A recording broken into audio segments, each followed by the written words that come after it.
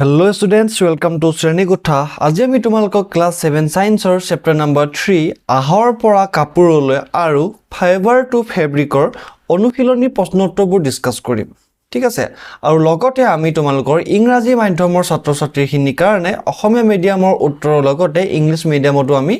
এইবোৰ অনুশীলনী উত্তৰবোৰ দি যাম। এতিয়া আজি আমাৰ ফাৰ্স্ট প্ৰশ্নটো হৈছে যে কোৱেশ্চন নম্বৰ 1 তোমালোকে তলত দিয়া প্ৰাথমিক শ্ৰেণীৰ পদ্যটোৰ লগত বোধ হৈ পৰিচিত আমাক সৰু কবিতা দুটা দিয়া আছে মানে দুটা লাইন দিয়া আছে এই দুটা লাইন তোমালোকে চিনাকি বুলি আমাক খুদিছে ফাৰ্স্টটো তোমালোকে নিশ্চয় শুনিছা যে কি আছিল বা black sheep have you any wool আৰু বি টো আছিল তোমাৰ কি Mary had a little lamb whose fleece was white as snow এতিয়া চোৱা এতিয়া আমাক খুদিছে যে উপৰ কবিতা ফাকি কেটাত ব্লেক শিপৰ কোনটো অংশত উন আছে বুলি খুদিছে আৰু উত্তৰ হ'ব তোমাৰ কি গাৰ নুমত উন আছে হয়নে খটো কি আছিল তোমাৰ ভেৰাৰ পোৱালিৰ বগা নুমবোৰে কি বুজায় এটা উত্তৰ হ'ব ভেৰা পোৱালিৰ বগা নুমবোৰে উন বুজায় তেনেকে ইংৰাজী মিডিয়ামত তোমালোকক এই সেম দুটা বাক্য দিয়া আছে কবিতাৰ বা black sheep have you any wool ঠিক আছে তাছত কি আছে তোমাৰ Mary had a little lamb whose fleece was white as snow দিয়া আছে এটা ইয়াত আমাৰ সেম প্ৰশ্ন আছে কোৱেশ্চন নম্বৰ এ টো দিয়া আছে যে which part of the black sheep have wool ঠিক আছে যে ভেড়া ছাগলীৰ কোনটো পাৰ্টত তোমাৰ উল থাকে শৰীৰৰ কোনটো অংশত উল থাকে এটা কি হ'ব তোমাৰ উত্তৰ the hairy skin call fleece has wool in black sheep ভেড়া ছাগলীৰ কোট থাকে তোমাৰ তা ছালটোত থাকে ঠিক আছে তা যিবোৰ নুম সেইবোৰ হৈছে কি তোমাৰ ফ্লিছ বুলি কৈছে ফ্লিছ ঠিক আছে এটা বি নম্বৰ প্ৰশ্নটো হৈছে কি what is meant by the white fleece of the lamb এটা লেম্প মানে হৈছে তোমাৰ কি ভেড়া ছাগলীৰ পোৱালি হা বগা পোৱালি এটা তোমাৰ কি হ'ব হোৱাইট ফ্লিছ মানে কি বুলি খুদিছে এটা উত্তৰ লিখিবা তুমি যে white fleece of the lamp মানে হৈছে মিন্স মানে হৈছে যে হোৱাইট কালাৰ্ড হেয়াৰি স্কিন কি তোমাৰ কি বগা ৰঙৰ কি হৈছে নুমাল ছালবোৰ এতিয়া 2 নম্বৰ প্ৰশ্নটো দিয়া আছে যে পাতপলু মানে কি অপচন এ কেটাৰপিলাৰ নে আৰু অপচন খ লাৰ্ভা খুদিছে পাতপলু মানে কেটাৰপিলাৰ নে লাৰ্ভা বুলি আমাক খুদিছে এতিয়া তলৰ কোনটো শুদ্ধ অপচন নম্বৰ 1 ক টো শুদ্ধ অপচন 2 এ কৈছে খ টো শুদ্ধ অপচন 3 এ কৈছে ক আৰু খ দুইটা শুদ্ধ আৰু অপচন 4 এ কৈছে ক আৰু খ এটাও শুদ্ধ নহয় এটা উত্তৰটো হ'ব কি তোমাৰ ক আৰু খ দুইটা শুদ্ধ মানে তোমাৰ কি কেটাৰপিলাৰ বুলি কোৱা হয় আৰু লাৰ্ভাৰ বুলি কোৱা হয় তেনেকে ইংৰাজীত সেম দা সিল্কৱৰ্ম মানে কি তোমাৰ পাতপলু ঠিক আছে সিল্কৱৰ্ম ইজ এ কেটাৰপিলাৰ নে লাৰ্ভাৰ খুদিছে এটা কি হ'ব ইয়াত answer both a and b bothে কি বুজাইছে দুইটা a আৰু b দুইটা হোৱাটো বুজাইছে আচ্ছা 3 নম্বৰ প্ৰশ্নটো কি আছে অসমীয়া মিডিয়ামত চোৱা তলত দিয়া কোনটোৱে উন নিদিয়ে ঠিক আছে আমাক কোনে কোনে উন নিদিয়ে বুলি খুদিছে তলত দিয়া প্ৰথমটো আছে ইয়াক দুইটো আছে উট তিনিটো আছে ছাগলী আৰু চাৰিটো আছে নুমাল কুকুৰ আৰু আমাক উন নিদিয়ে কোনে জানানে অপচন নম্বৰ 4 নুমাল কুকুৰে আমাক উন নিদিয়ে তেনেকে ইংৰাজী মিডিয়ামত আছে which of the following does not yield wool ঠিক আছে কোনে আমাক উন নিদিয়ে বুলি খুদিছে বা ইংৰাজীত উল কোনে নিদিয়ে বুলি খুদিছে ইয়াক কেমেল মানে উট আছিল গট মানে ছাগলী উলি ডগ মানে কি আছিল তোমাৰ নুমাল কুকুৰ আৰু উত্তৰটো হ'ব কি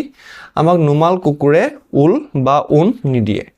আচ্ছা 4 নম্বৰ প্ৰশ্নটো দিয়া আছে যে তলত দিয়া শব্দবোৰে কি বুজায় লিখা প্ৰথমটো আমাক কি দিয়া আছে ৰিয়েৰিং বা পালন কৰা ঠিক আছে ৰিয়েৰিং আমাক কি বুজায় খুদিছে এটা উত্তৰ তোমালোকে লিখিবা যে উন উৎপাদনৰ বাবে ভেড়া পালন কৰা হয় এই ক্ষেত্ৰত উচ্চ মানদণ্ডৰ উন উৎপাদনৰ বাবে নিৰ্বাচিত প্ৰজাতিৰ ভেড়াহে পালন কৰা হয় বুজি পাইছা এটা মানে ৰিয়েৰিং মানে তোমাৰ কি হৈছে পালন কৰা যে তুমি আমাক মানুহে নিজৰ তোমাৰ বেনিফিটৰ কাৰণে লাভৰ কাৰণে যেতিয়া জীৱ-জন্তু পুহে তাকে তোমাৰ কি বুলি কয় ৰিয়েৰিং বুলি কয় পালন কৰা বুলি কয় কিন্তু ইংৰাজীত কি আছে চোৱাচোন ৰিয়েৰিঙত ইংৰাজীত আছে যে দা প্ৰসেছ অফ কিপিং মানে ৰখা ফিডিং মানে খুৱাই বয় ৰখা ব্ৰিডিং ঠিক আছে and medical care of useful animals আমি সিহঁতৰ যেতিয়া ৰোগ হ'লে যেতিয়া আমি মেডিকেল কেয়াৰ লওঁ সিহঁতক কিবা ঔষধ পাতি খুৱাওঁ সেইবোৰ কথা কৈছে is called rearing of animals আৰু এইটোকে তোমাৰ ৰিয়াৰিং বুলি কোৱা হয় this animals produce one or more useful products for human beings এইটো হিউমেন ঠিক আছে হিউমেন হয় হিউমেন বিংছ সেইটোৱে আমাৰ এই এনিমেলবোৰে আমাৰ হিউমেন বিংছৰ কাৰণে কি কৰে ইউজফুল প্ৰডাক্ট দিয়ে আমাৰ প্ৰয়োজনীয় সামগ্ৰী কিছুমান দিয়ে ঠিক আছে অসমীয়া মিডিয়ামত দুইটো কি আছিল তোমাৰ শিয়েৰিং বা নুম খৰুৱা আচ্ছা এটা শিয়েৰিং মানে কি নুম খৰুৱানো মানে কি চোৱা ঊণ উৎপাদনৰ বাবে ভেড়াবোৰৰ নোম খুৰোৱা হয় তাৰ বাবে নাপিতে ব্যৱহাৰ কৰাৰ দৰে যন্ত্ৰ ব্যৱহাৰ কৰা হয় ঠিক আছে তোমাৰ ঊণ উৎপাদন কৰিবলৈ যেতিয়া নোমবোৰ খুৰোৱা হয় তেতিয়া আমাক নাপিতে যেনেকৈ চুলি কাটিবলৈ কেঁচি ব্যৱহাৰ কৰে তেনেকৈ কিছুমান যন্ত্ৰ ব্যৱহাৰ কৰে ঠিক আছে সাধাৰণতে গৰম দিনতহে চিয়েৰিং কৰা হয় আৰু সদায় মনত ৰাখিবা ছাগলীৰ নোম খুৰোৱাটো মানে চিয়েৰিংটো কেতিয়া কৰা হয় গৰম দিনত কৰা হয় তেনেকৈ ইংৰাজীত চেম চিয়েৰিং মানে কি আছিল the process of removing the fleece মানে নোম আছিলে নোম তোমাৰ ৰিমুভ কৰা মানে নোম খুৰোৱা of the sheep along with thin layer of skin is called তোমাৰ shearing আৰু সেই নোমৰ লগত তোমাৰ বহুত পাতলা ছাল এটাও তোমাৰ কি কয় এৰুৱাই দিয়ে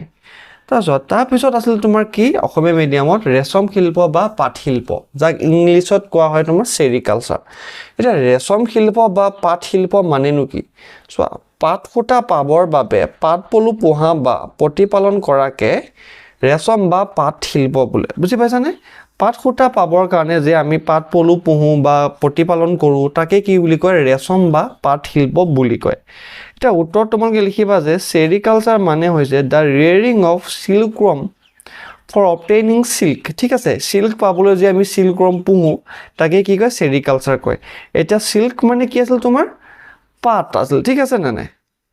চাও সিল্কৱৰ্ম মানে কি আছিল পাট পলু আছিল 5 নম্বৰ প্ৰশ্নটো হৈছে যে তলত দিয়া সমূহ হৈছে ঊণ তৈয়াৰ কৰা পদ্ধতি ইয়াত তোমাৰ নথকা স্তৰবোৰ বাছি লিখা ঠিক আছে আমাক কিছুমান খালি ঠাই দিয়া আছে তাত আমি তাৰ কিবোৰ পদ্ধতি আছে সেইবোৰ আমি লিখি যাব লাগে এতিয়া চোৱা চিয়েৰিং বা নোম ফুৰোৱা কমা দি আমাক এটা খালি ঠাই আছিল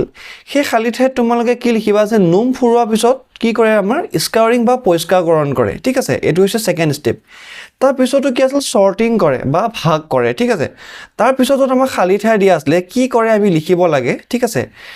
সৰ্টিং বা ভাগ কৰাৰ পিছত আমি লিখিম যে ভুবুৰা নোম বা বাৰ্ছ আঁতৰোৱা আৰু তাৰপিছত আমি ৰং কৰিব লাগে তাৰপিছত আমি ফনিয়াব লাগে ঠিক আছে তেনেকৈ ইংৰাজী মাধ্যমত চোৱা given below is a sequence of steps in the processing of wool ঠিক আছে এতিয়া উলটো তৈয়াৰ কৰিবলৈ কিছুমান আমাৰ ষ্টেপছ দিয়া আছে which are the Mising steps আৰু তলত কিছুমান আমাৰ ষ্টেপছ দিয়া নাই কৈছে এড দেম সেইবোৰ আমি দি দিব দিছে এটা শেয়াৰিং দি খালি ঠাই আছিল তাৰপিছত সৰ্টিং দি দুটা খালি ঠাই আছিল এটা উত্তৰ তোমালোকে লিখিবা যে শেয়াৰিং নোম খুৰোৱাৰ পিছত কি কোৱা হয় স্কাউৰিং কোৱা হয় তাৰপিছত সৰ্টিং কৰা হয় ভাগ কৰাৰ পিছত কি কৰে তোমাৰ পিকিং অফ বাৰ্ছ তাৰপিছত কি কয় কালাৰিং কৰে ৰং কৰে আৰু তাৰপিছত কি কৰে ৰোলিং কৰে এতিয়া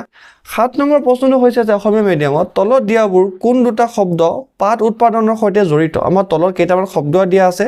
তাৰে কোন দুটা পাট উৎপাদনৰ সৈতে জড়িত আমি লিখিব লাগে এতিয়া চোৱা ৰেশম শিল্প আছে তাৰপিছত যে পুষ্পোদ্যান বিজ্ঞান তাৰপিছত যে নুনি গছৰ খেতি তাৰপিছত মৌ পালন তাৰপিছত আছে বৃক্ষ বিজ্ঞান এটা আমি কি উলিয়াব লাগে যে পাট উৎপাদনৰ সৈতে কোন কেইটা জড়িত গতিকে উত্তৰ তোমালোকে লিখিবা যে ৰেশম শিল্প মানে সেৰিকালচাৰ আৰু কি হ'ব নুনি গছৰ খেতি এইটো হ'ব তোমাৰ মৰিকালচাৰটো ঠিক আছে এতিয়া 7 নম্বৰ প্ৰশ্নটো আছে যে out of the following which are the two terms related to the silk production ঠিক আছে আমাক তলত কেইটামান শব্দ দিয়া আছে তাৰে কোন কেইটা সিল্ক প্ৰডাকশ্যনৰ লগত জড়িত বুলি আমাক সুধিছে তাত শব্দ কেইটা হৈছে তোমাৰ সেৰিকালচাৰ ফ্লৰিকালচাৰ মৰিকালচাৰ এপিকালচাৰ আৰু সিলভিকালচাৰ এতিয়া উত্তৰ তোমাৰ কি হ'ব যে সেৰিকালচাৰ আৰু মৰিকালচাৰ 8 নম্বৰ প্ৰশ্নটো হৈছে যে ক অংশৰ সৈতে খ অংশ মিলোৱা ঠিক আছে উত্তৰ দিয়া আছে উত্তৰত কি লিখিবা তুমি চোৱা স্কাউৰিং বা নিৰ্ঘৰ্ষণৰ লগত কি মিলিব উঙৰ ছালৰ সৈতে কাটি লোৱা বা নোমৰ পৰিষ্কাৰকৰণ হৈছে তাৰপিছত নুনি গছৰ পাত এইটো কি মিলিব তোমাৰ পাট পলুৰ খাদ্য সো ইয়াকটো কাৰ লগত মিলিব ঊণ উৎপাদন কৰা প্ৰাণীৰ লগত তাৰপিছত লেটা গুটি কাৰ লগত মিলিব তোমাৰ মহুৰা ফুৰাৰ লগত ঠিক আছে তেনেকৈ ইংৰাজী মিডিয়ামত তোমাৰ কি দিয়া আছে যে মেটছ দ্য ৱৰ্ড অফ কলম 1 মানে কলম 1ত থকা শব্দবোৰ আমি কলম 2 লগত শব্দৰ লগত মিলাব লাগে এতিয়া চোৱা উত্তৰ তোমালোকে কি লিখিবা যে কলম 1ৰ স্কাউৰিঙত থকাটো হ'ব তোমাৰ ক্লিনিং চিৰিয়েট স্কিন হ'ব তাৰপিছত মালবাৰী লিভছ এইটো হ'ব তোমাৰ কি ফুড অফ সিল্কৱৰ্ম তাৰপিছত ইয়াকটো তোমাৰ কি আছে উল ইল্ডিং এনিমেল তাৰপিছত আছে তোমাৰ কি ককনৰ কি হ'ব তোমাৰ ইল্ড সিল্ক ফাইবাৰ তো ষ্টুডেণ্টছ আজিলৈ ইমানেই আমি নেক্সট ক্লাছত ইয়াৰ পিছৰ চেপ্টাৰটো ডিছকাছ কৰিম থেংক ইউ